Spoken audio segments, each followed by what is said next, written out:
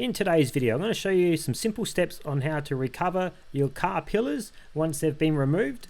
So one of the first steps would be to remove any oil and grease on the pillars. So just give them a good clean. And then you lay them out on your brand new material. And then I've used a texter just to draw out the templates. So now that we have an idea of what needs to be cut out and we've utilized the material well, so we've made sure that we've used up the roll as much as we can and avoiding a lot of wastage. So as you lay them on the back of the material there, you just want to ideally get them into position so you're using as much as material as possible without providing too much wastage. So you can see here we're following a nice curve that's already in the material. So if we were to cut it out there, we're going to be wasting a lot. So we just brought it in nice and close. However, just keep the overhang in mind. So you want to be able to fold the material over the edge. So you just want to go too close and cut too much off. And we're going to try to fit this one in somewhere as well. So we're just shifting the material and the panels around to see if we can just, use up as much material as possible without doing too much waste. So that looks quite ideal to us. So we're going to start drawing this one out. So the thing about pillars, they can start to use up quite a lot of meters on the roll. So you just want to try to ideally just use as little as possible. So the product that we're using today was just wax and grease remover from a local auto store. These plastics that we're using today didn't have much gunk on them at all, so we grabbed a paper towel, wiped over the plastics, and they were good to go. So the glue we're using today is the Tensor Grip T51. We pretty much don't have the T51 anymore in stock, we just do the T65 now. Overall it's a better quality of glue, more ingredients that make it last longer in higher temperatures. So T65 will be the stuff that we will make available for you guys soon to purchase through us.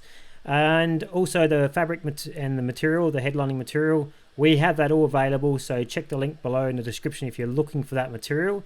It's all foam backed headlining material, and we only pretty much keep the best quality match and also material that doesn't give you no drama, so it's obviously very convenient to use.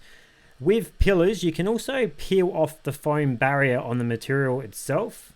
So what I mean by that is you can actually peel off the face of that material away from its foam backing, which then makes for a tighter, thinner finish, which is pretty much what the factory pillars came out with. They didn't have the foam around the pillars.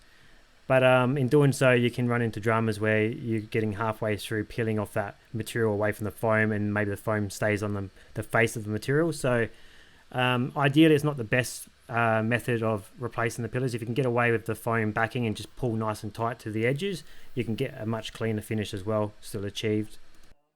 So then you want to go through and cut your edges nice and clean and flush where they need to be. And then some sections you will need to overhang the material. Then we give the pillars a good clean. We're just using carpet and upholstery foaming cleaner there. And also this method also allows for us to push down nice and tight on the material. That makes sure that we got good adhesion with the glue to the pillars themselves. So with some pillars, you just got to cut out a few sections so you can release the tension that's needed for the material to fold over nice and tight around any of those curves.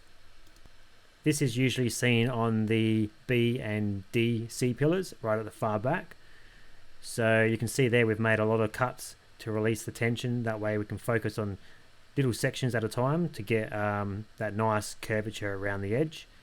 You can also do this by using a sewing machine. You can actually sew in the lines and the shape of the panel itself. So then you can cut out any of your sections where your grab handles and your clips and your plugs need to go. This one has got the rear courtesy lights at the far back. So we're going to cut out that rectangle to suit that, that light itself.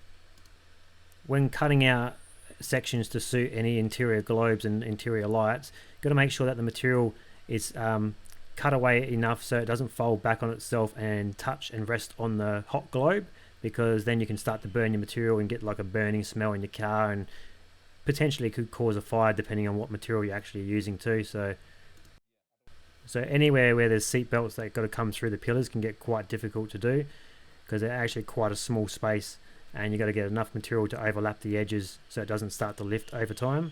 So sometimes it's ideally to get like a little pocket sewn in on the actual material and the pillar itself. That way it can actually fold on the inside and you don't get no lift. But if you're clever enough and you're using the correct glue, you could get that material wrapped over nice and even around all edges. So today's pillars were completely recovered in our number 5 anthracite, which is that charcoal grey, shadow grey, black type of material. We have all our materials available in the links below in the description for you guys, so you can always check through that if you want a variety of different colours. So this one's turned out pretty well, and they always complete themselves, and they look much better once they're installed up against the nice black headlining as well. And then you can also see if you've made any errors or anything that needs to be tidied up. That little hole there is where a little plug goes, so a screw goes in there first, and a black plug will go in there to finish it off. The seatbelt section turned out perfect as well. That's all nice and tight around the edges. That bottom part gets fed into the bottom of the pillars, so you don't see that part from about an inch away from the end of the plastic there. And yeah, so if you found this content helpful, guys, make sure you give this video a thumbs up. Also consider subscribing to the channel to help this channel grow, and we'll see you in the next video.